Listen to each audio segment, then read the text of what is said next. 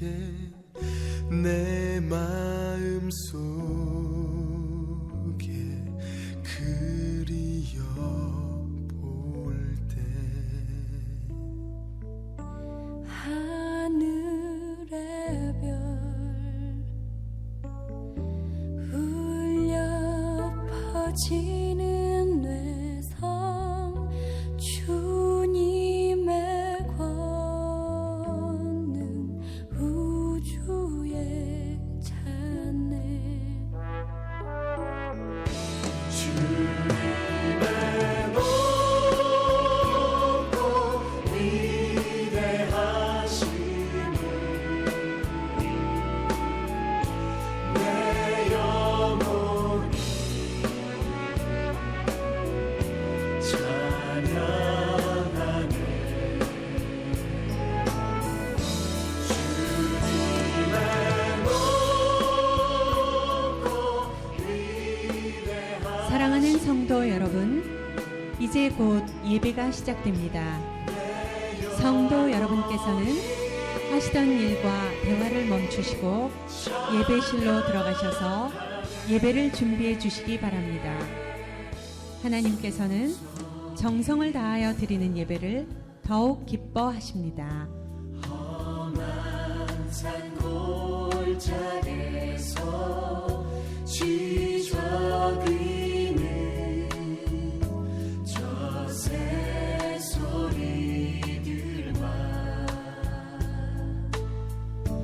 고요하게 흐르는 시냇물은 주님의 솜씨 노래하도다. 주님의 높고 위대하심을 내 영혼이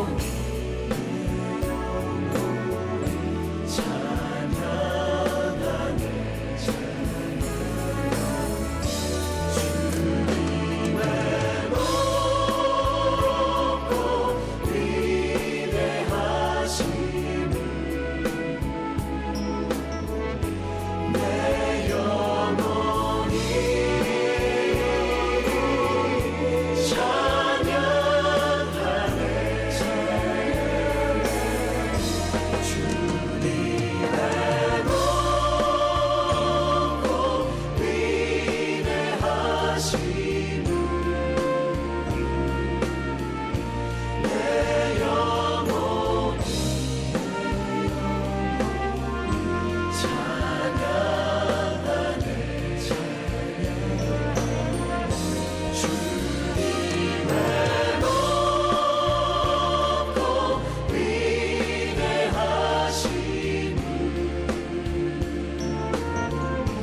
내 영혼이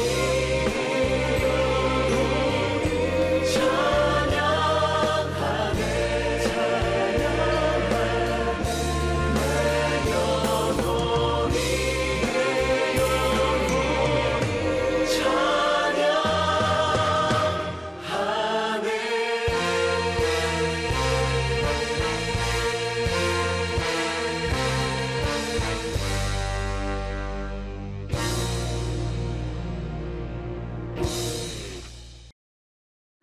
성도 여러분 반갑습니다. 한 주간 평안히 잘 보내셨습니까? 코로나 때문에 한편 생각하면 시간이 멈춰 있는 것 같은 그런 생각이 들기도 하는데 또 이렇게 한 주간 지나가는 걸 보면 그런 것 같지도 않습니다. 참 시간이 빨리 지나갑니다. 한 주간 건강히 또 잘 보냈으리라고 믿고 오늘도 거룩한 주일을 맞이해서 우리가 가정에서 이렇게 온라인으로 예배를 드리지만 하나님 앞에 또 믿음으로 정성을 다해서 귀한 예배 드릴 수 있기를 바랍니다. 우리 시간 함께 자리에서 일어나셔서 같이 첫 찬송 부르시면서 예배를 드리도록 하겠습니다.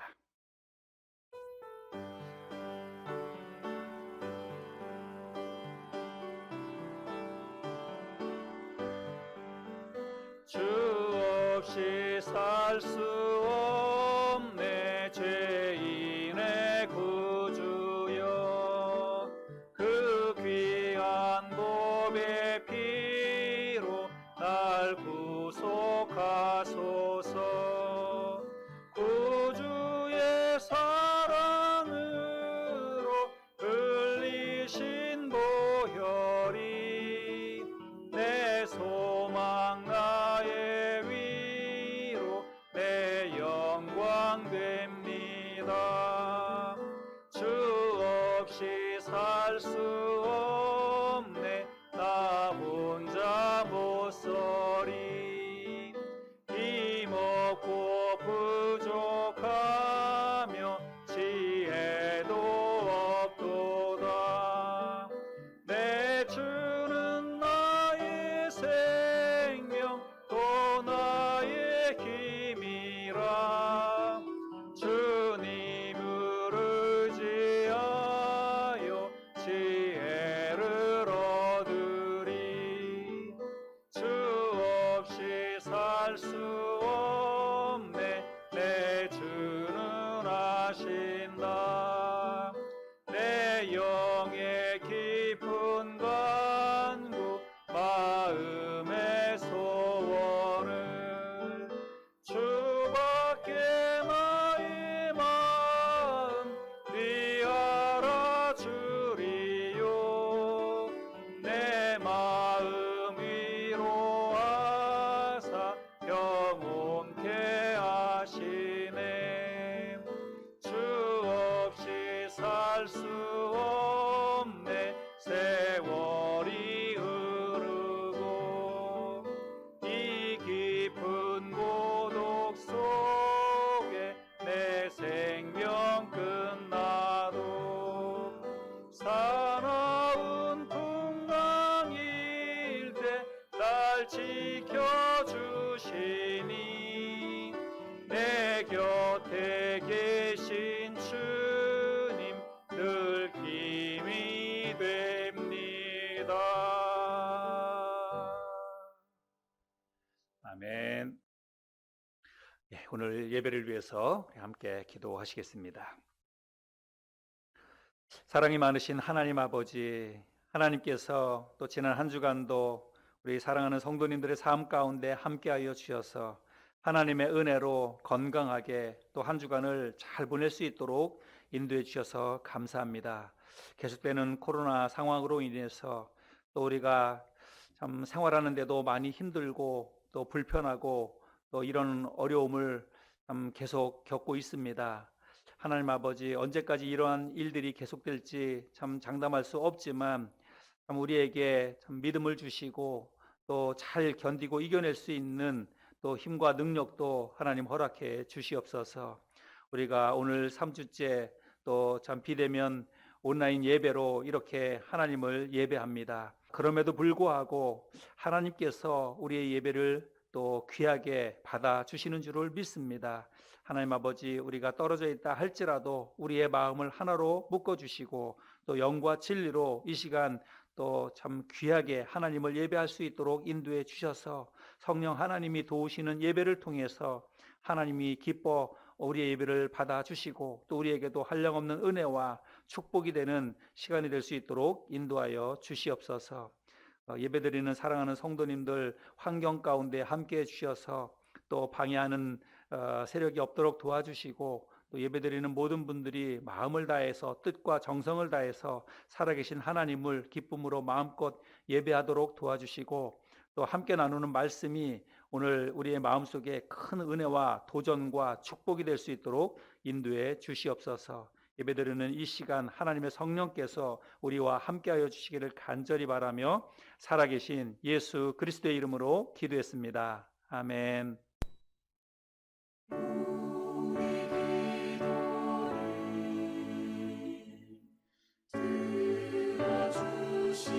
들어주시고 주님의 평화를 내려주소서. 아멘.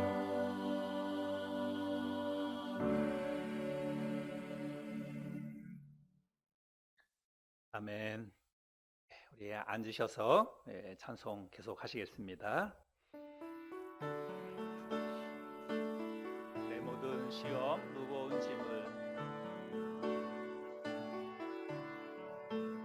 내 모든 시험 무거운 짐을 주 예수 앞에 아뢰이며 근심에 쌓인 날 돌아보사 대근심 모두 맡으시네.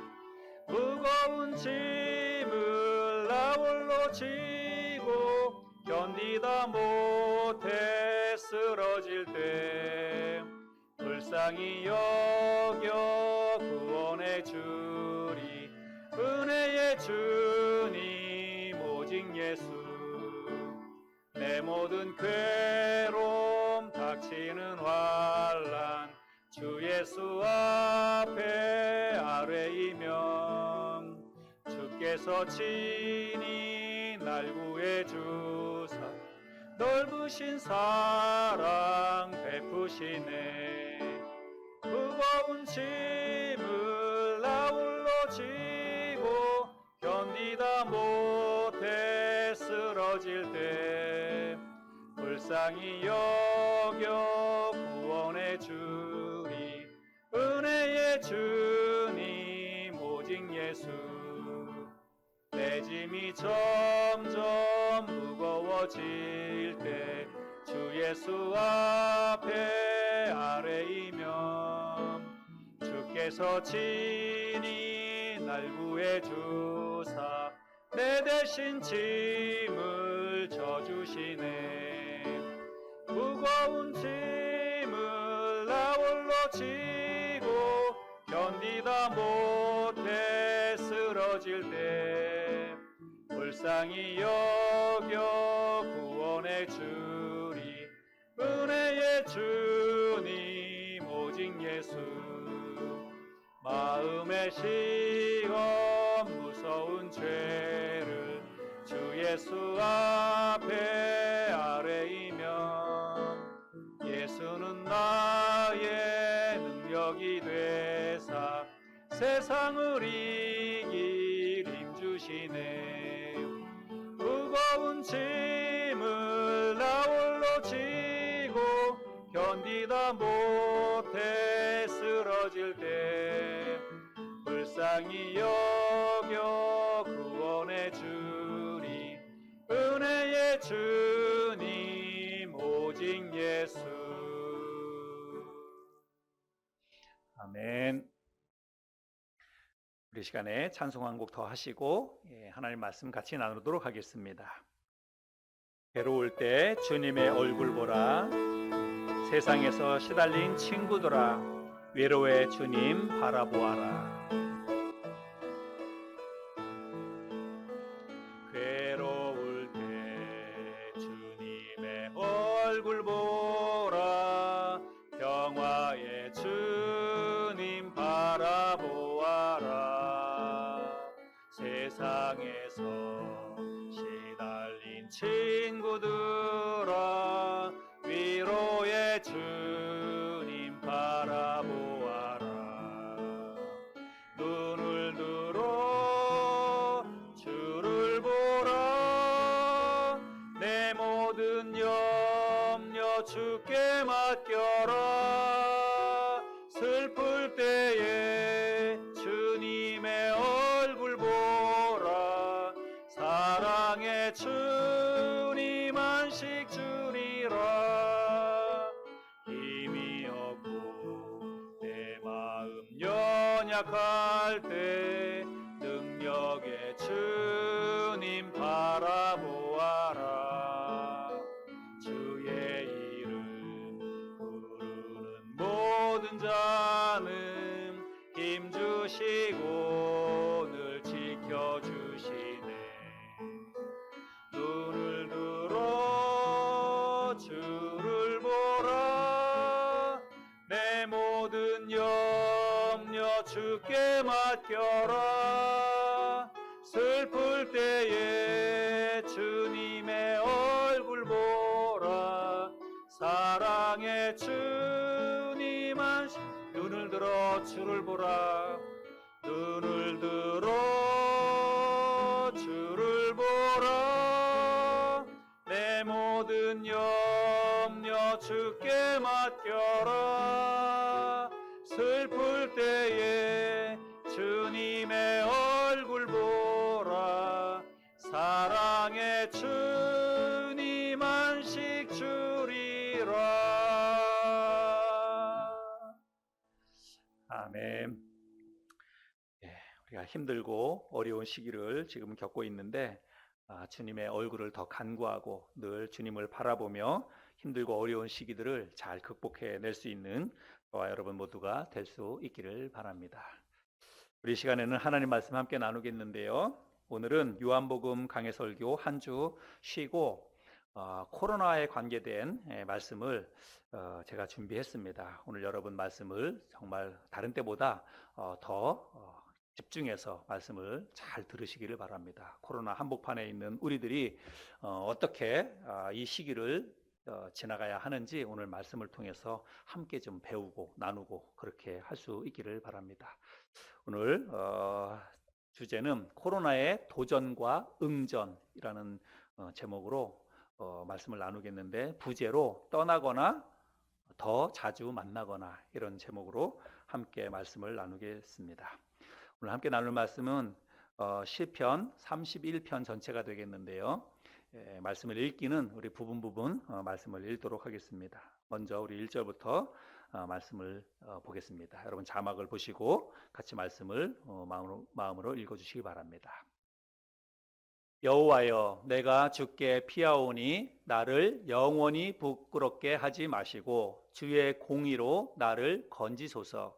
내게 귀를 기울여 속히 건지시고 내게 견고한 바위와 구원하는 산성이 되소서. 주는 나의 반석과 산성이시니 그러므로 주의 이름을 생각하셔서 나를 인도하시고 지도하소서. 그 다음에 9절로 가서 읽겠습니다. 여호와여 내가 고통 중에 있사오니 내게 은혜를 베푸소서. 내가 근심 때문에 눈과 영혼과 몸이 쇠하였나이다. 내 일생을 슬픔으로 보내며 나의 연수를 탄식으로 보내며 내 기력이 나의 죄악 때문에 약하여지며 나의 뼈가 쇠하도 소이다. 내가 모든 대적들 때문에 욕을 당하고 내 이웃에게서는 심히 당하니 내 친구가 놀라고 길에서 보는 자가 나를 피하였나이다. 내가 잊어버린 바 됨이 죽은 자를 마음에 두지 아니함 같고 깨진 그릇과 같으니이다. 내가 무리의 비방을 들었으므로 사방이 두려움으로 감싸였나이다. 그들이 나를 치려고 함께 의논할 때에 내 생명을 빼앗기로 꾀하였나이다. 여호와여 그러하여도 나는 주께 의지하고 말하기를 주는 내 하나님이시라 하였나이다. 나의 앞날이 주의 손에 있사오니 내 원수들과 나를 핍박하는 자들의 손에서 나를 건져 주소서. 말씀을 위해서 잠깐 기도하겠습니다. 사랑이 많으신 하나님 아버지, 거룩한 주일을 우리에게 허락해 주셔서 또 하나님을 예배할 수 있도록 우리를 불러주셔서 감사합니다. 하나님 아버지, 우리가 비록 교회에 모여서 예배드리지 못하지만 이 시간 하나님께서 우리와 함께 해주시는 줄을 믿습니다. 이 시간 말씀을 전하고 말씀을 들을 때에 이 말씀을 하나님께서 우리에게 주시는 귀한 말씀으로 마음속에 잘 새겨들을 수 있도록 인도하여 주시옵소서. 귀한 시간을 주님 손에 의탁하옵고 살아계신 예수 그리스도의 이름으로 기도했습니다. 아멘. 코로나 사태가 시작된 지 벌써 10개월이 지났습니다. 처음에 많은 전문가들이 우리가 이전에 겪어보지 못한 그런 엄청난 일들이 벌어지게 될 거라고 그런 얘기들을 했죠. 그런데 솔직히 정말 이 정도일 줄은 아무도 예상하지 못했을 것이라고 생각합니다. 눈에 보이지도 않는 이 바이러스가 우리 사회의 모든 것들을 이렇게 엉망으로 만들어 버리고 말았습니다. 경제도, 문화도, 스포츠도, 종교도 모두 속수무책으로 지금 무너지고 있습니다. 그런데 문제는 이것이 아직도 현재 진행형이라고 하는 것입니다. 지금도 미국이나 브라질이나 또 인도나 이런 나라에서는 하루에 몇만 명씩 확진자가 계속해서 나오고 있지요. 좀 잠잠해졌던 유럽에서도 하루에 나라마다 1,000명 이상씩 확진자가 나오고 있고 사망자도 어느덧 100만 명에 육박하고 있습니다. 우리나라도 한때 10명대까지 떨어지기도 하고 그랬는데 다시 급증했지요. 그래서 다시 급증해서 또 400명 이상 막 올라가고 그래서 강력한 사회적 거리두기를 또 실시를 했습니다. 그래서 겨우 이제 100명대로 또 이렇게 내려가기는 했는데 이번에 강력한 사회적 거리두기 2.5단계를 실시를 했지요. 그런데 이 후유증이 정말 만만치 않습니다. PC방이라든지 노래방이라든지 음식점이라든지 자영업자들이 이제 더 이상 버티기 힘들다고 그렇게 이야기들을 합니다. 그래서 진짜 문 닫는 가게들이 속출하고 있습니다. 교회도 큰 타격을 받았죠. 그래서 수도권에 있는 모든 교회들이 오늘까지 해서 3주간 비대면 온라인 예배로만 이렇게 예배를 드려야 했습니다. 정부에서 예배를 드리지 못하도록 이렇게 행정명령을 내리는 이런 사상 초유의 일들을 지금 우리가 겪고 있습니다. 근데 이번에 확진자가 이렇게 갑자기 급증하게 된 데에는 사랑제일교회와 광화문 집회가 사실은 큰 문제가 되었습니다. 그리고 우리들이 잘 아는 것처럼 그 중심에는 우리가 잘 아는 한 목사가 있지요. 그 목사와 또 그 교회 사람들이 보인 비상식적인 그런 태도 때문에 일반 사람들의 분노가 극에 달했습니다. 그리고 교회와 그리스도인 그리고 목사에 대한 이 일반 사람들의 마음이 어쩌면 돌이키기 힘들 정도로 땅바닥에 곤두박질 치게 되었습니다. 믿지 않는 사람들뿐만 아니라 교회를 다니고 있는 사람들 중에서도 그런 모습에 실망감을 느끼고 또 그런 모습 때문에 부끄러움을 느끼고 신앙에서 좀 멀어지는 그런 사람들도 적지 않게 생겨났습니다. 실제로 대형 교회에 이런 그 청소년들이 자기 담당 부서의 그 교역자들, 전도사님이나 목사님들한테 교회 안 나오겠다고, 이제 앞으로 교회를 안 나오겠다고, 교회 나오는 게 창피하다고 이렇게 이야기를 하면서 교회를 안 나오겠다고 이런 이야기들을 많이 한답니다. 왜 그러냐 이렇게 물어보니까 친구들하고 같이 이렇게 어울려서 놀고 또 학교에 가서 이야기할 때 너 교회 다니느냐고 다들 이렇게 그렇게 묻는답니다. 그래서 교회 다닌다 그러면 교회 다니는 아이들을 이상하게 생각하고 그렇게 이제 아이들이 이야기를 한다는 거예요. 그래서 뭐 조금 예민한 때에 있는 아이들이니까 교회 다니는 것이 뭐 죄 짓는 것 같고 창피하고 막 이렇게 아이들이 느껴져 가지고 교회를 못 나오겠다 이런 이야기들을 한다는 것입니다. 참 가슴 아픈 그런 일이 아닐 수가 없지요. 경제를 걱정하는 사람들은 코로나 사태에 대한 후유증이 앞으로 수년간 계속 이어지게 될 거라고 이야기를 합니다. 항공업계나 여행사가 직접적으로 큰 타격을 이번에 입었죠. 여러분, 우리가 예전에 해외여행들 참 많이들 다녔는데 앞으로 여러분 정말 코로나 이전처럼 그렇게 해외여행을 자유롭게 다닐 그런 날이 과연 올까요? 지금 생각하면 정말 다시 그런 날이 올 수 있을까 이런 생각이 들기도 합니다. 세계적인 대기업뿐만이 아니라 많은 공장과 많은 회사들이 문을 닫았습니다. 앞으로 10년 내에 대학의 절반 정도가 줄어들 거라고 이렇게 많은 학자들이 이야기를 합니다. 저는 경제나 이런 거는 전문가가 아니라서 잘 모릅니다. 그래서 제가 무슨 얘기를 해도 아마 여러분들에게 별로 도움이 안 될 것이고 또 여러분들도 공감도 잘 못하리라고 생각이 됩니다. 그래서 저는 경제 얘기 뭐 이런 것 말고 신앙 얘기를 좀 하고 싶습니다. 교회 얘기를 좀 하려고 합니다. 코로나는 분명히 교회에 큰 위기를 몰고 왔습니다. 사실 코로나가 아니더라도 우리 한국 교회는 이미 대부분 성장이 멈췄지요. 그래서 마이너스 성장을 한다라고 그렇게 이야기들을 많이 했습니다. 그런데 이번 코로나 사태를 통해서 교회마다 성도들의 출석률이 급격하게 떨어졌습니다. 대형 교회 중에는 어떤 교회는 3분의 1가량이 출석률이 떨어졌다라고 이야기하는 교회도 있고, 그보다 더 심지어는 절반가량의 성도들이 출석률이 떨어졌다라고 이야기하는 교회들도 많이 있습니다. 물론 지금은 코로나 상황이 계속되고 있기 때문에 코로나 상황이 다 끝나면 다시 회복될 거다, 다시 다 사람들이 다시 돌아올 거다, 이렇게 생각하고 있고 그렇게 믿고 있지요. 그런데 여러분, 이 코로나 사태를 겪으면서 한번 교회를 떠난 사람들이 다시 다 돌아올까요? 다시 다 예전처럼 원래 있던 그 자리로 사람들이 다 과연 돌아올까요? 코로나 상황이 장기화되면서 이런 걱정과 이런 불안감이 조금씩 현실화되고 있는 게 아닌가 하는 그런 우려가 생기는 것이 솔직한 심정입니다. 그런데 사실은 문제가 코로나 이후라고 많은 사람들이 이야기합니다. 한국 교회는 이번 코로나로 인해서 정말 잃은 게 너무 많다라고 생각이 됩니다. 근데 뭐 누구 탓을 할 수도 없을 것 같아요. 이건 뭐 누구 탓도 아니라고 생각을 합니다.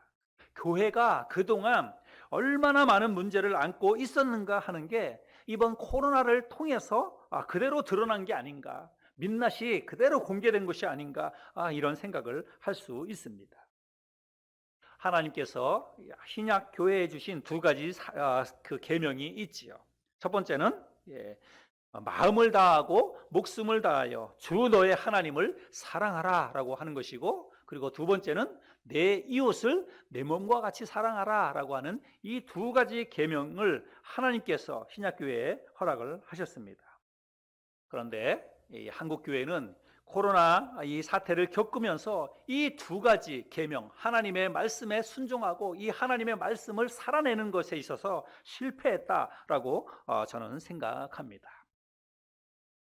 언제부턴가, 아니 솔직히 얘기하면 이번 정부 들어서 우리 사회가 급격하게 그 양분되는 그런 현상들이 나타났습니다.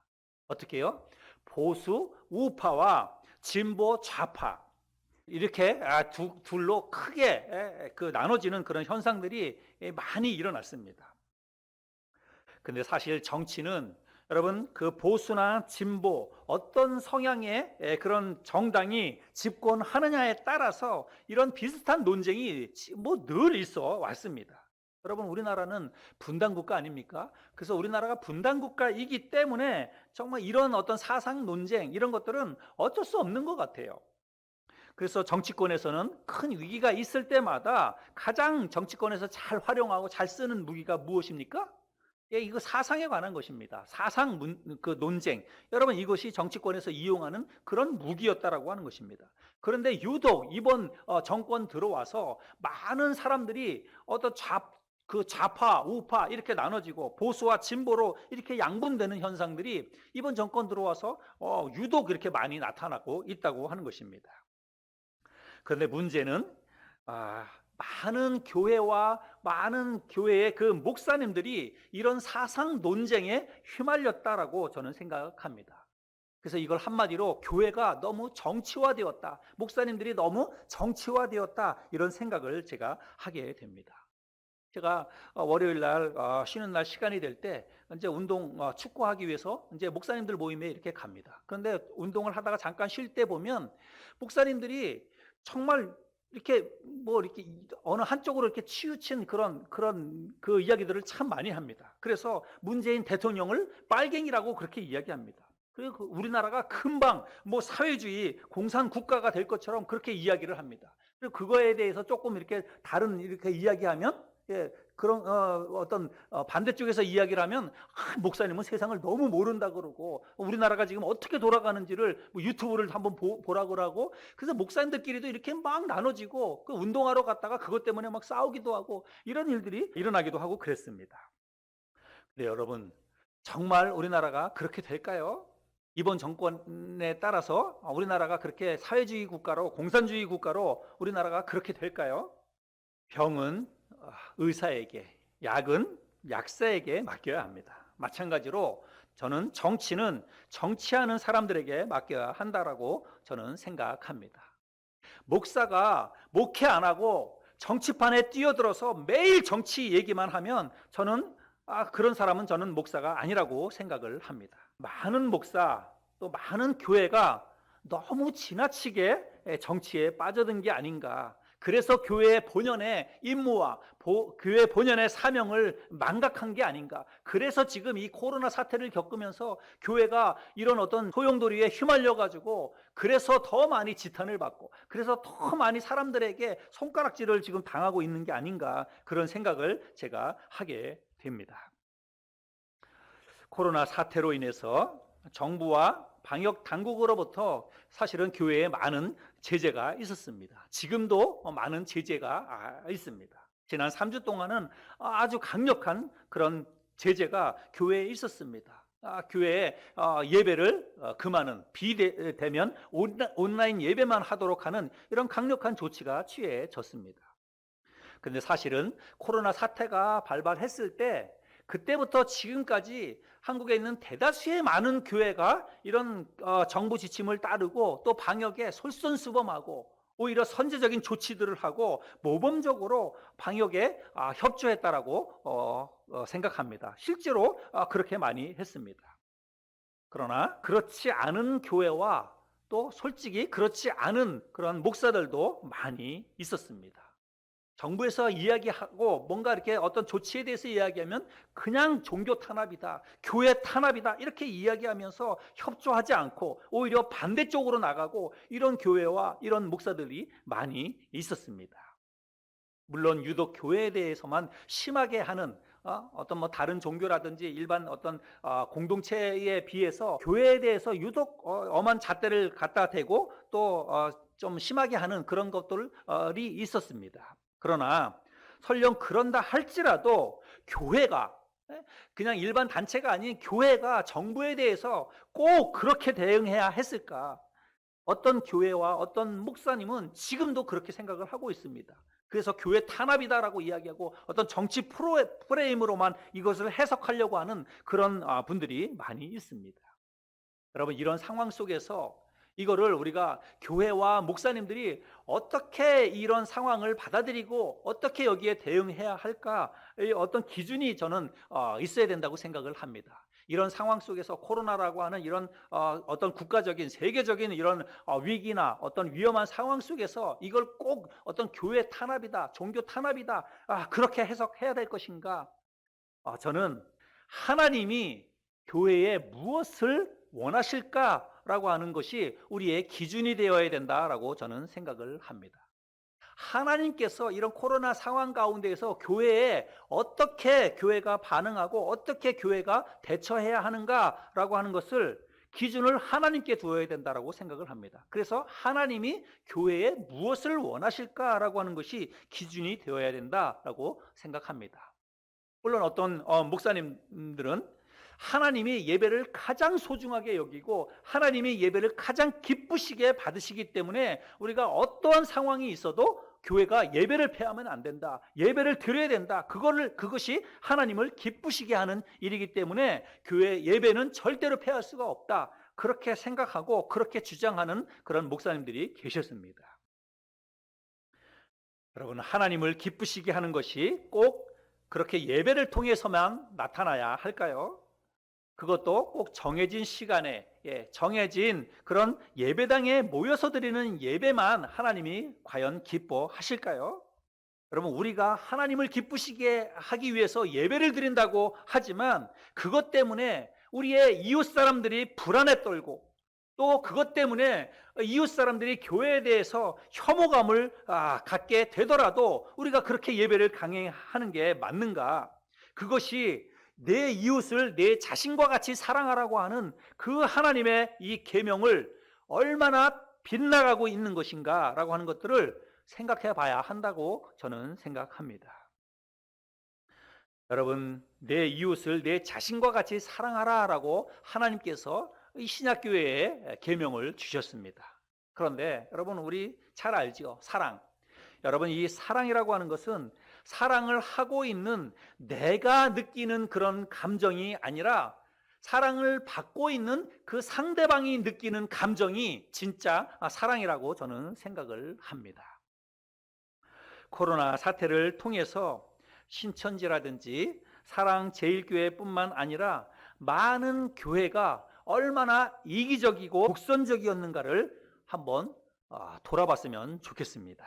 코로나 이후에 대학뿐만 아니라 세계적으로 교회들도 10년 안에 절반가량이 문을 닫게 될 거라고 그렇게 이야기하는 사람들도 많이 있습니다.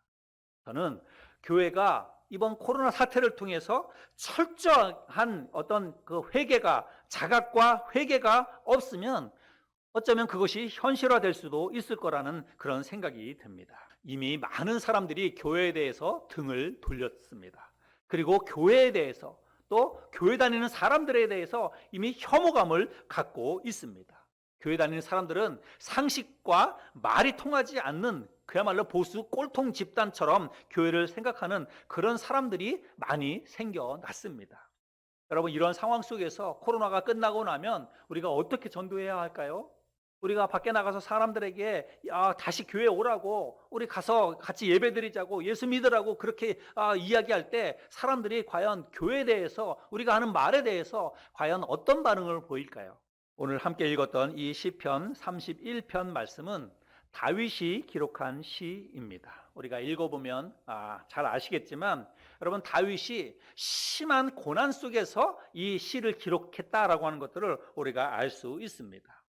다윗이 어떤 고난을 당했는지, 어떤 고난 속에서 이 시를 기록했는지는 우리가 알 수 없습니다. 그런데 읽어보면 굉장히 부끄럽고 그리고 수치스러운 일을 당하고 있다라고 하는 것을 알 수가 있습니다. 몇 구절 한번 읽어볼 텐데요. 1절 보면, 여호와여, 내가 주께 피하오니 나를 영원히 부끄럽게 하지 마시고, 이렇게 기록되어져 있죠. 11절, 내가 모든 대적들 때문에 욕을 당하고 내 이웃에게서는 심히 당하니 내 친구가 놀라고 길에서 보는 자가 나를 피하였나이다. 13절에 내가 무리의 비방을 들었으므로 사방이 두려움으로 감싸였나이다. 그들이 나를 치려고 함께 의논할 때에 내 생명을 빼앗기로 꾀하였나이다. 17절입니다.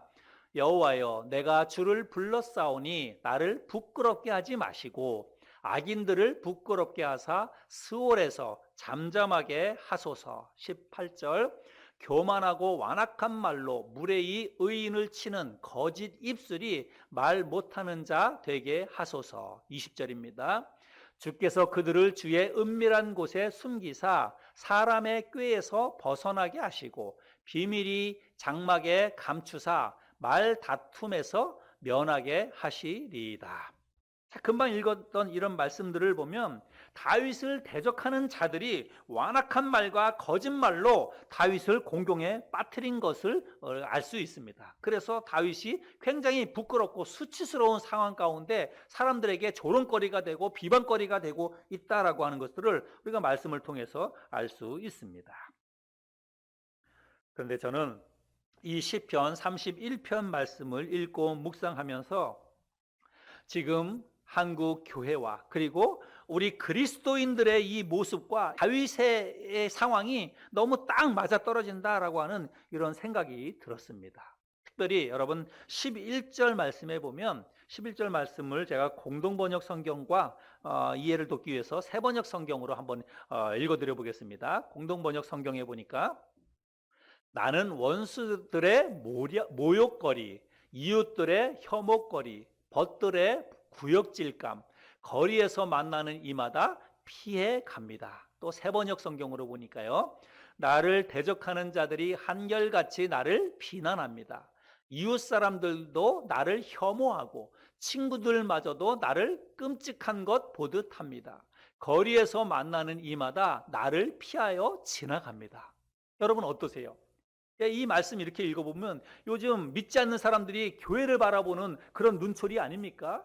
믿지 않는 사람들이 교회 다니는 사람, 그리스도인들을 향해서 조롱하고 비방하는 그런 말씀 아닙니까? 그러니까 이 말씀 읽으니까 진짜 제 마음이 이게 그 공감이 가고 다윗이 느꼈던 그런 수치와 모욕감, 지금 우리들이 느끼는 이런 감정, 똑같은 감정이 아닌가 이런 생각이 들었습니다. 또 13절도 한번 읽어보겠습니다. 사람들의 비방 소리 들려오며 협박은 사방에서 미쳐옵니다. 그들은 나를 노려 무리짓고 이 목숨 없애려고 음모합니다. 세번역 성경으로도 보겠습니다. 많은 사람이 나를 비난하는 소리가 들려옵니다. 사방에서 협박하는 소리도 들립니다. 나를 대적하는 사람들이 함께 모여 내 생명을 빼앗으려고 음모를 꾸밉니다. 물론 우리 교회 다니는 사람을 죽이려고 하지는 않아도 여러분 우리를 비난하는 소리, 여러분 정말 매스컴에서도 그렇고 계속해서 교회를 비난하고 조롱하는 이런 이야기가 여러분 얼마나 많이 지금 들려옵니까? 그러니까 이 말씀 읽으니까 딱 우리와 똑같은 그런 상황이다라고 하는 것들을 우리가 그 공감을 할 수가 있는 거죠. 여러분 교회가 어쩌다 이렇게 되었을까요? 우리 그리스도인들이 어쩌다가 이런 대접, 이런 취급을 받게 된 걸까요? 아마 여러분 중에도 지금 교회 다닌다고 나는 예수 믿는 그리스도인이라고 말하는 게 다른 사람들에게 이렇게 이야기하는 게 두렵거나 혹은 창피하거나 이런 그 생각이 드는 그런 분들도 있을 것입니다. 그래서 앞으로는 우리가 나가서 사람들에게 전도는 고사하고 아예 내가 교회 다닌다고 이야기하는 것까지도 망설여지게 되지 않을까 이런 그 걱정이 솔직히 듭니다. 다윗이 당한 이 고난이 코로나는 아니었지만 코로나 못지않게 고통스럽고 힘든 문제였음을 우리가 이 다윗의 고백을 통해서 알 수가 있습니다. 9절 10절 말씀에 보면 다윗이 이렇게 고백하지요. 여호와여 내가 고통 중에 있사오니 내게 은혜를 베푸소서. 내가 근심 때문에 눈과 영혼과 몸이 쇠하였나이다. 내 일생을 슬픔으로 보내며 나의 연수를 탄식으로 보내며 내 기력이 나의 죄악 때문에 약하여지며 나의 뼈가 쇠하도 소이다. 또 12절 말씀인데요. 세번역 성경으로 읽어드리겠습니다. 내가 죽은 사람이라도 된 것처럼 나는 사람들의 기억 속에서 잊혀졌으며 깨진 그릇과 같이 되었습니다.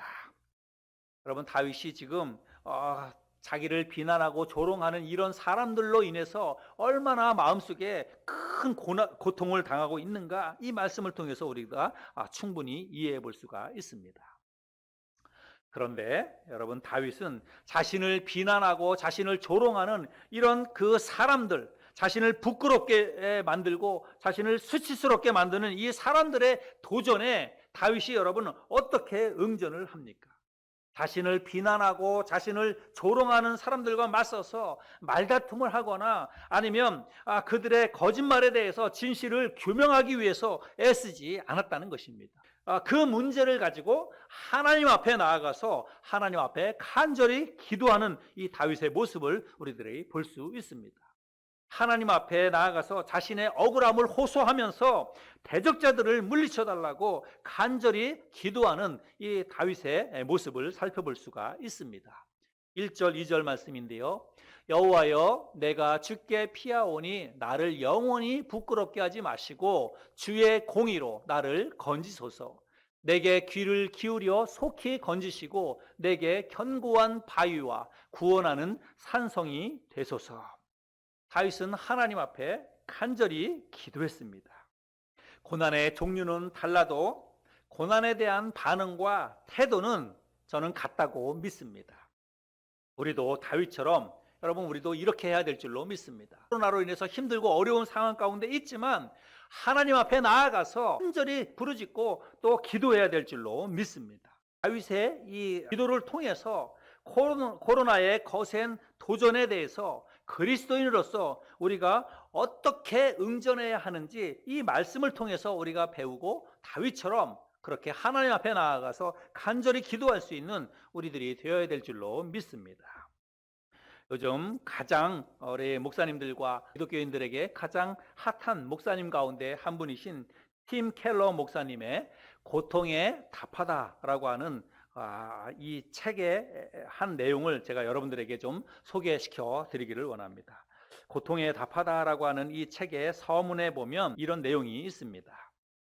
목회자의 길에 들어서고 나서 수많은 사람들이 왜 하나님께 반항하거나 부정하는지 골똘히 살피기 시작했다. 고통과 고난 탓일지도 모른다는 생각에 미치기까지는 그리 긴 시간이 필요하지 않았다.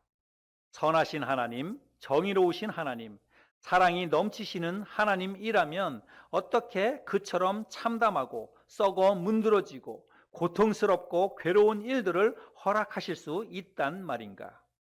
고통이 마음에 뿌리를 내릴수록 머릿속에 회의도 자라간다. 고난을 당한 이들 곁에 다가설 때마다 하나님의 존재와 기독교 신앙을 향한 혐오의 불길이 극렬하게 타오르는 장면을 목격했다. 작가 스탕다를 비롯한 수많은 사상가들 역시 그와 비슷한 경험을 하고 나서 하나님이 없다는 것 말고는 설명이 안 된다는 결론을 내렸다. 하지만 다른 한편으로는 많은 이들이 고통과 고난을 통해 하나님을 만났다는 사실 또한 알게 됐다. 역경이 주님으로부터 멀어지게 만들기는커녕 도리어 그분께 더 다가서게 했다. 삶의 고난이 찾아들지 않는 한 아무도 하나님을 찾지 않는다는 말은 과장된 말임에 틀림없지만 그렇다고 아주 틀린 말도 아니다. 고난이 닥치면 그제야 비로소 인간은 자신이 제 삶을 마음대로 할 수 없으며 그렇게 해본 적도 없다는 사실을 절감하게 된다. 그뿐이 아니다. 공경은 그저 하나님의 존재를 믿게 하는데 그치지 않고 이미 신앙을 가진 이들을 이끌어 하나님의 실제와 사랑과 은혜를 더 깊이 경험하게 한다는 생각이 갈수록 짙어졌다. 고난의 풀무불을 거치는 과정이야말로 하나님을 추상적으로 아는 수준을 넘어 인격적인 만남으로 이끄는 주요한 통로이다. 그렇게 하면서 이 프롤로그의 소 제목을 이렇게 달았습니다. 고난으로 신앙을 떠나거나 고난으로 하나님을 만나거나. 굳이 팀 켈러 목사님의 이런 말씀이 아니더라도 여러분, 고난이 닥치면 우리는 둘 중 안에 하나의 반응을 하게 됩니다. 고난으로 인해서 믿음을 버리고 교회에서 멀어지던가, 반대로 하나님께 무릎 꿇고 기도하면서 더 하나님 앞에 가까이 나아가든가. 여러분은 둘 중에 어느 쪽입니까? 여러분, 코로나 사태를 겪으면서 여러분 지금까지 여러분 코로나를 어떻게 지나오셨습니까? 코로나는 우리에게 정말 힘들고 어려운 고난임에 틀림이 없습니다. 특별히 영적으로 이 코로나는 그리스도인들의 믿음을 테스트하는 지금 강력한 도전이 아닐 수 없습니다. 여러분, 우리가 정말 정신을 똑바로 차리고 있어야 된다고 저는 생각합니다. 정신을 똑바로 차리고 있지 않으면 우리의 이 믿음이 코로나로 인해서 그야말로 송두리째 무너져 버릴 수도 있다라고 저는 생각을 합니다. 여러분, 세계 곳곳에서 코로나에 걸렸다가 확진되었다가 완치된 다 나은 그런 사람들의 이야기가 많이 들려오지요. 그런데 많은 사람들이 후유증에 시달리고 있다, 이런 이야기들을 많이 합니다. 어떤 아주 심한 흉통, 가슴 통증을 느끼는 그런 사람들도 있고, 호흡곤란을 느끼는 그런 사람들도 있고요, 손발이 저린다고 하는 사람들도 있고, 그리고 심지어는 이 현저하게 기억력이 둔화된 그런 후유증을 앓고 있는 사람들도 있고, 탈모로 고생하는 사람들도 있고, 시력이 약해져가지고 시야가 흐릿해진 그런 사람들도 있고. 그래서 어떤 후유증이라고 하는 게 한두 가지가 아니라 다양한 형태의 후유증을 앓고 있는 그런 사람들의 이야기를 우리가 많이 들을 수가 있습니다. 여러분, 우리가 그리스도인으로서 영적으로 정신을 똑바로 차리고 있지 않으면 코로나가 끝나고 나면 영적으로 우리도 똑같이 이런 심각한 후유증을 앓게 될지도 모릅니다. 여러분, 우리는 코로나를 통해서 온라인 예배라고 하는 이런 독특한 예배를 우리가 지금 드리고 있고, 앞으로도 이런 예배를 많이 더 드릴지 모르겠습니다. 그런데 여러분, 이런 온라인 예배에 익숙해져서 코로나가 끝나고 나도 주일날 교회 나오는 것이 귀찮아질지도 모릅니다. 그리고 교회에 가지 않고도 그냥 쉽게 이번 주는 그냥 온라인으로 예배드리지, 교회 그냥 홈페이지에 들어가거나 혹은 뭐 실시간으로 중계되는 그런 온라인으로 예배드리지, 그냥 쉽게 그렇게 온라인 예배로 그냥 대충 예배를 때우려고 하는 그런 사람들이 생겨나게 될 거라고 생각합니다.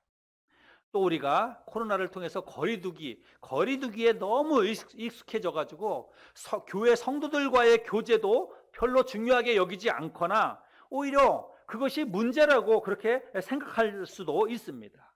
그래서 여름 수련회라든지 아니면 교회 캠프 가는 것 같은 것은 이제 그냥 꿈 같은 얘기로 옛날 이야기가 될지도 모르겠습니다. 그리고 우리 어른들도 그렇지만 자녀들을, 청소년이라든지 주일학교 아이들을 이런 교회 캠프나 2박 3일, 3박 4일 가는 교회 수련회나 캠프에 많은 부모님들이 이제 앞으로는 보내지 않게 될지도 모릅니다. 한마디로 해서 함께라고 하는 이 교회의 숭고한 이 가치와 하나님 나라 공동체의 정체성이 상당히 힘을 잃게 될 것입니다. 그러나 이 모든 것은 우리가 이 코로나의 도전에 적절하게 대응하지 못하고 실패했을 경우에 이런 일들이 일어나게 될 것입니다. 우리가 이 거센 코로나의 도전에 잘 응전한다면 이런 일은 일어나지 않을 것입니다. 오히려 이거보다 더 좋은 반대의 그런 일들이 일어나게 될 것입니다. 여러분, 코로나에 잘 응전한다는 것은 여러분 무슨 말일까요? 고난으로 인해서 여러분 신앙을 떠나는 것이 아니라 고난으로 인해서 하나님을 더 깊이 만나는 것입니다. 이것이 바로 잘 응전한다는 그런 의미인 것입니다. 코로나는 가급적 사람들과의 접촉과 만남을 피하라고 이야기하지요. 그래야 코로나에 감염되지 않고 그래야 코로나를 이겨낼 수 있기 때문입니다. 그러나 사람과 거리를 두고 사람과의 만남을 피해야만 하는 이 상황에서 여러분 우리가 길을 쓰고 이런 상황 가운데에서 우리는 하나님을 만나야 한다는 것입니다.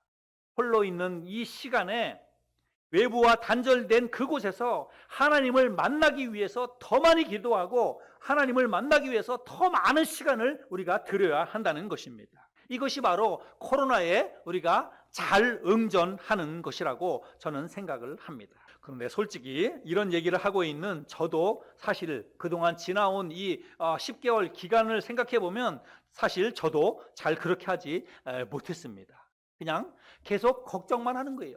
이 코로나 상황에 대해서 생각할수록 이게 불안하고 그리고 낙심이 되고 그리고 앞으로 정말 어떻게 될 것인가, 앞으로 교회가 어떻게 될 것인가, 어떻게 전도를 해야 될 것인가, 그냥 이런 거 생각하니까 막막하고 답답하고 그냥 이런 생각만 했습니다. 지난 10개월 동안 돌이켜보니까 물론 기도도 하고 순간순간 그 코로나의 종식을 위해서 하나님 앞에 부르짖기도 하고 그랬지만 정말 어떻게 보면 내 마음속에 불안하고 걱정하고 염려하는 것, 이것이 내 마음을 지배하지 않았나 이런 생각을 하게 됩니다.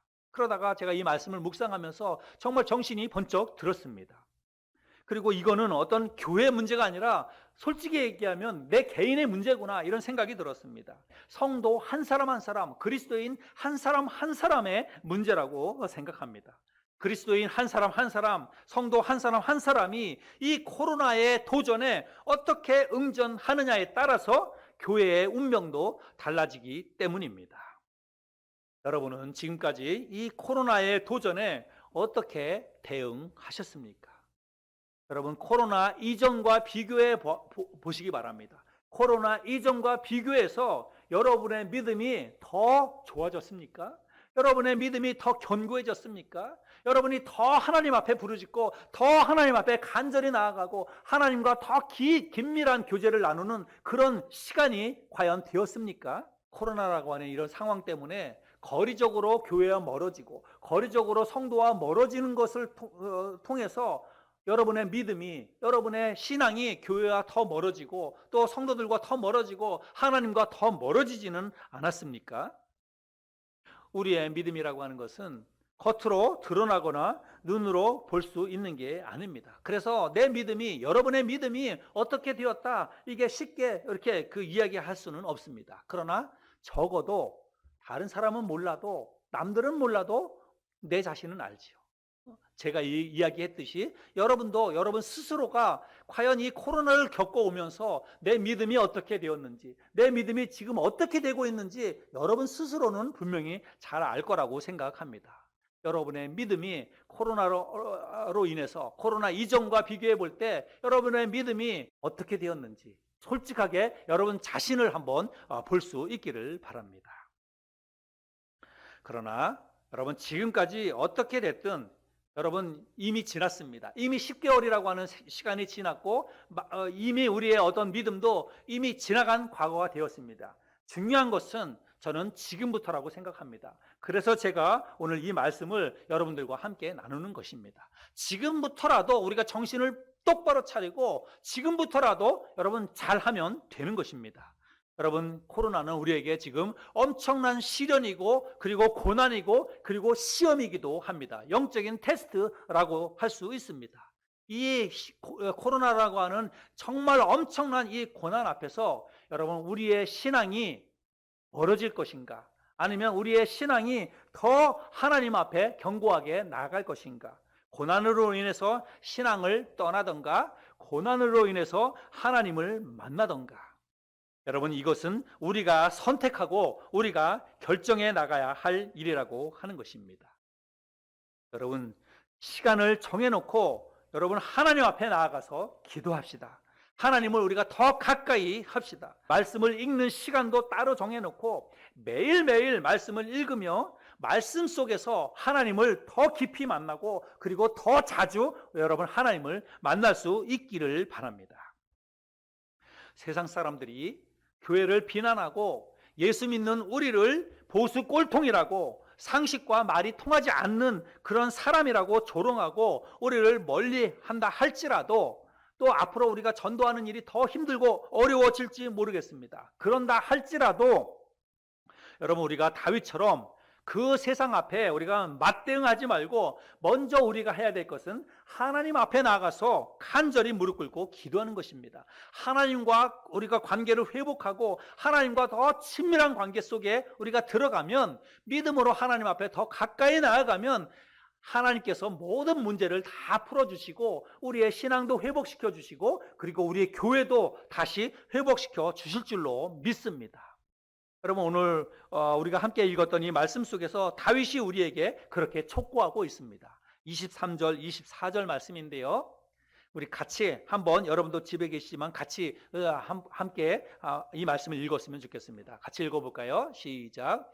너희 모든 성도들아, 여호와를 사랑하라.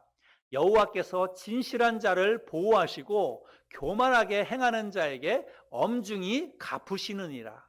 여호와를 바라는 너희들아, 강하고 담대하라. 여러분, 우리가 이럴 때 더 하나님을 사랑하고 마음을 강하게 하고 담대히 하고 하나님을 더 가까이 하고 하나님을 더 자주 만나고 더 깊이 만나는 그런 시간으로 우리가 만들어야 될 줄로 믿습니다. 또 시편 119편 71절에도 이렇게 고백하지요. 고난당한 것이 내게 유익이라. 이로 말미암아 내가 주의 율례들을 배우게 되었나이다. 코로나라고 하는 엄청난 고난 우리가 지금 겪고 있고 지금도 이 고난 속에 있지만 이것이 우리에게 유익이 될 수 있습니다. 이 고난이 우리에게 오히려 은혜와 축복이 될 수도 있다라고 하는 것입니다. 이 고난을 통해서 우리가 더 하나님을 깊이 만나고 더 하나님을 자주 만나고 더 하나님과 친밀한 그런 교제를 나눌 수만 있다면 여러분, 이 코로나도 우리에게 은혜가 될 수 있다는 것입니다. 이 코로나도 우리에게 선물이 될 수 있고 축복이 될 수 있다라고 하는 것입니다. 여러분, 이것이 바로 고난이 가져다주는 유익이라고 하는 것입니다. 앞으로 코로나가 얼마나 더 지속될지 모르겠지만 앞으로는 우리가 그렇게 코로나에 응전할 수 있었으면 좋겠습니다. 그저 턱받들이고 걱정하고 근심하고 염려하면서 이 코로나를 지나는 것이 아니라 오히려 더 적극적으로 사람과 만나지 못하고 교회 나가지 못할 때 하나님을 개인적으로 더 깊이 만나고 말씀과 기도를 통해서 하나님을 이전에 경험해 보지 못했던 그런 하나님을 더 경험해 볼 수 있는 그런 기회로 삼을 수 있는 저와 여러분들이 되었으면 좋겠습니다. 그런 은혜와 축복을 더 많이 경험하고, 그래서 코로나가 끝나고 난 이후에 더 견고한 믿음으로 우뚝 서는 저와 여러분 한 사람 한 사람이 될 수 있기를 우리 주님의 이름으로 축원합니다. 기도하겠습니다. 하나님 아버지, 하나님 은혜와 사랑을 감사합니다. 오늘 시편 31편에 있는 이 말씀을 통해서 다윗이 당한 이 고난이, 우리가 당한 이 고난과 중첩이 되어서 정말 우리의 마음이 이 공감이 됩니다. 그래서 정말 오늘날 이 교회와 또 한국에 있는 많은 그리스도인들이 우리가 정말 세상으로부터 질타를 당하고 손가락질을 당하고 비난과 조롱을 당하는 이런 상황 가운데 우리가 살아가고 있습니다. 앞으로 코로나가 끝나고 나면 어떻게 교회가 전도를 해야 될지, 또 어떻게 이전의 모습들을 회복해 나갈지 생각하면 걱정이 되기도 합니다. 그러나 하나님 아버지, 이제 오늘 우리가 함께 나눈 말씀처럼 걱정하고 근심하고 염려하는 것 이제는 오늘부로 다 끝내놓고 이 코로나 상황 속에서 우리가 정말 하나님을 더 깊이 경험하고 하나님 앞에 더 간절히 나가서 하나님과 친밀한 교제를 나누는 그런 기회로 삼을 수 있도록 인도해 주시옵소서. 그런 기회로 삼을 때에 이 코로나가 오히려 우리의 믿음을 성숙시켜 나가는 귀한 은혜와 축복의 도구가 될 수 있다는 것을 말씀을 통해서 배웠사오니, 실제적으로 우리가 시간을 내서 말씀을 읽고 시간을 내서 기도하면서 하나님과 더 친밀한 교제 가운데 하나님을 더 깊이 자주 만나는 그런 기회로 삼을 수 있도록 우리 모두를 축복해 주시옵소서. 귀한 말씀 주신 것을 감사드리며 사랑이 많으신 예수 그리스도의 이름으로 기도했습니다. 아멘. 우리 시간 함께 나눈 이 말씀을 생각하면서 이 시간 같이 찬양하시도록 하겠습니다.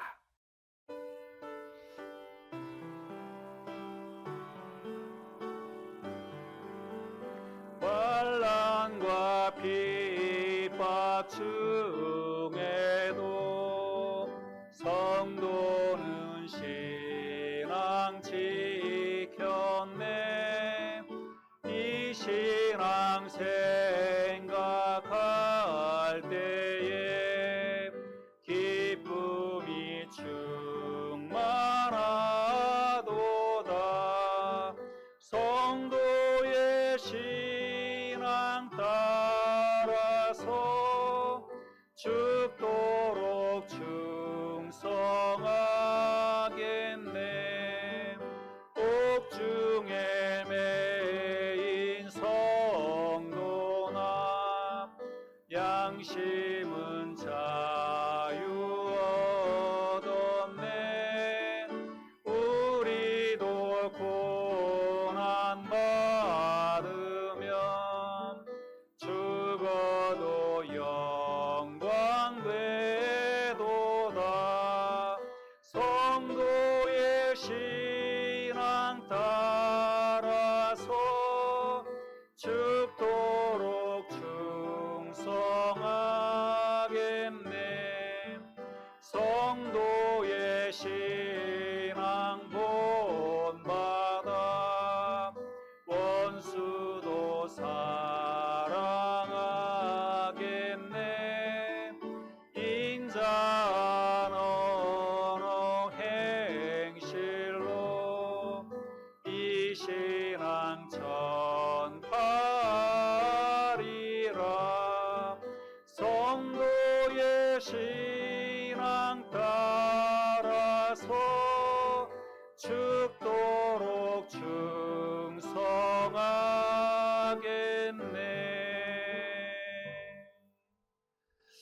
아멘.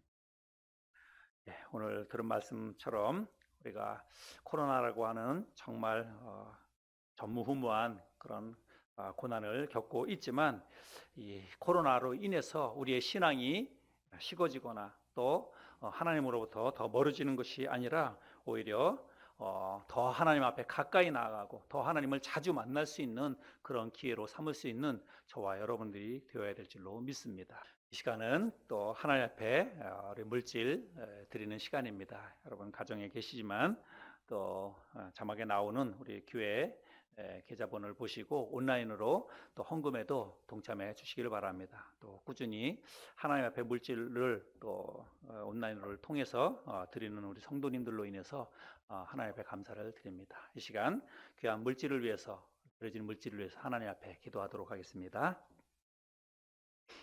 고마우신 하나님 아버지, 하나님 은혜와 사랑을 감사합니다.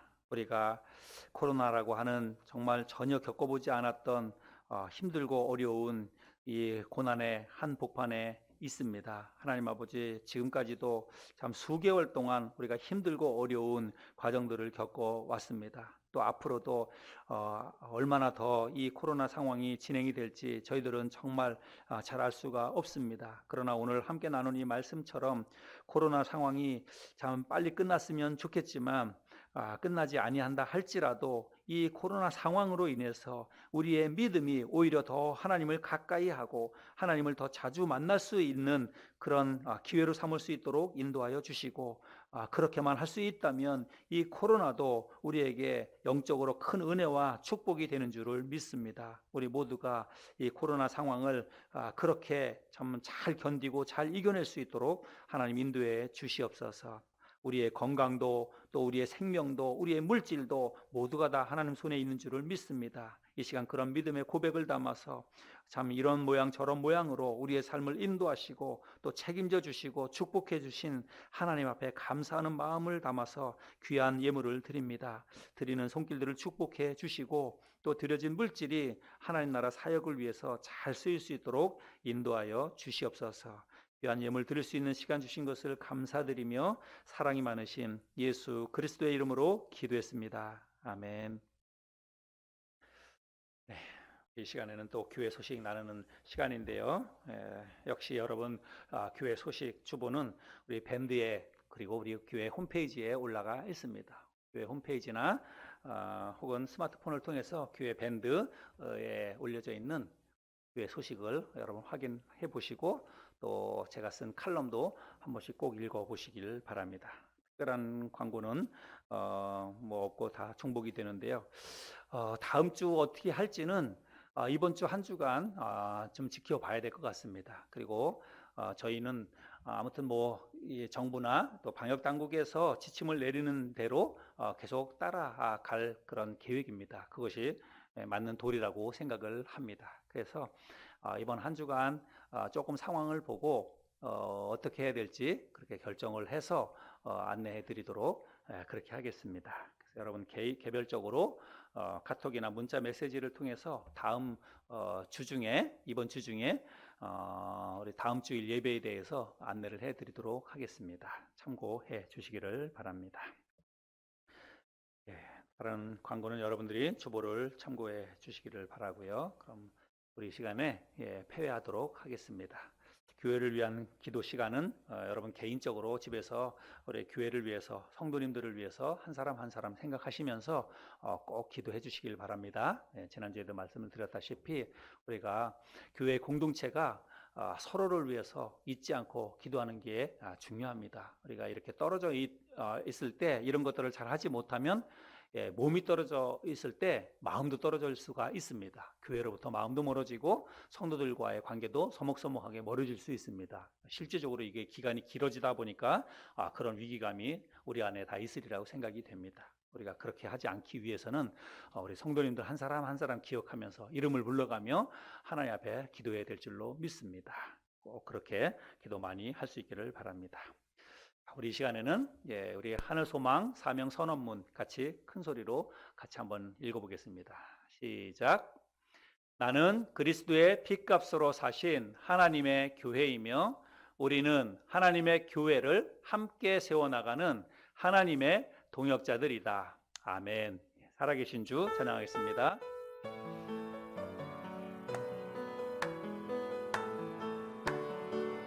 살아계신 주 나의 참된 소망 걱정 근심 전혀 없네. 사랑의 주네 갈 길 인도하니 내 모든 삶의 기쁨 늘 나를 충만하네. 아멘. 기도하고 모든 예배를 마치도록 하겠습니다. 살아계신 하나님 아버지, 오늘도 우리에게 귀하고 복된 주일을 허락해 주셔서 비록 비대면 온라인 예배이지만 또 살아계신 하나님을 찬양하며 말씀과 기도와 또 물질로 하나님 예배할 수 있도록 인도해 주셔서 감사합니다. 하나님 아버지, 오늘 예배 중에 또 시편 31편에 있는 이 말씀을 우리에게 허락해 주신 것을 감사합니다. 코로나를 지나는 동안에 참 그동안 우리들이 정말 믿음 안에 깨어있지 못해서 그냥 상황만 보고 또 코로나 때문에 불편한 거, 또 코로나로 인해서 걱정, 근심, 염려에 사로잡혀 있기만 하지 않았나 생각해 보게 됩니다. 하나님 아버지, 코로나가 우연히 생긴 것이 아니고 또 이 코로나를 통해서 하나님께서 우리의 삶에 참 깨달음을 주시길 원하시고 또 우리의 삶 가운데 가르쳐 주시기 원해서 이 또한 허락해 주셨다고 믿습니다. 하나님 아버지, 그렇기 때문에 우리가 이 코로나 한 복판에 서서 또 어떻게 이 코로나를 또 받아내고 또 참 해석하고 이겨내야 하는지 오늘 말씀을 통해서 가르쳐 주신 것을 감사합니다. 많은 사람들이 힘들고 어려운 고난이 오면 그 고난으로 인해서 믿음을 포기하고 신앙에서 떠나고 또 교회 생활에서 멀어지는 것들을 보게 됩니다.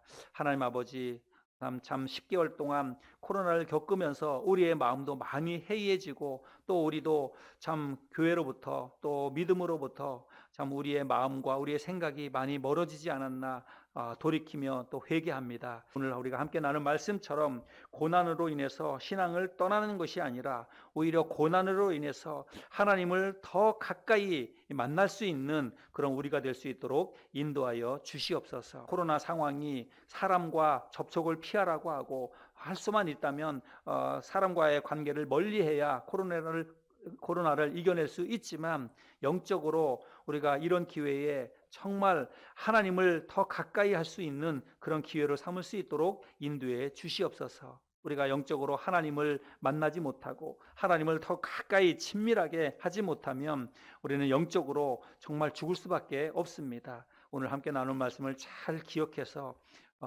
코로나 상황으로 인해서 사람과의 관계는 멀어지지만 영적으로 하나님과 더 가까이 친밀하게 더 자주 만날 수 있고 또 더 긴밀하게 교제할 수 있는 우리 모두가 될 수 있도록 인도하여 주시옵소서. 이번 한 주간에도 또 힘들고 어려운 삶이 계속되겠습니다. 그러나 그냥 힘들고 어렵다고만 생각하지 말고 영적으로 오히려 더 좋은 기회로 삼아서 하나님과 친밀한 참 말씀과 기도로 친밀한 교제를 나누며 영적으로 더 성숙해져가는 그런 기회로 삼을 수 있도록 우리의 삶을 축복해 주시옵소서. 이번 한 주간 사랑하는 성도님들의 삶 가운데 하나님의 은혜와 평강이 가득 넘쳐나기를 기도합니다. 하나님께서 돌봐주시고 한 분 한 분 건강을 지켜주시고 또 참 물질의 복도 주시고 또 참 영적으로 성령의 충만함도 하나님이 허락해 주셔서 승리의 삶을 살다가 다음 주일에 다시 하나님을 예배할 수 있도록 인도하여 주시옵소서. 오늘 귀하고 복된 예배 함께하여 주신 것을 감사드리며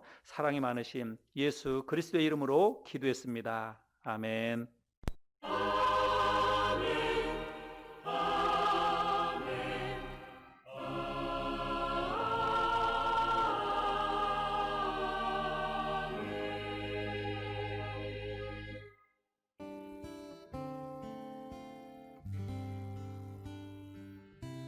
주를 위한 이곳에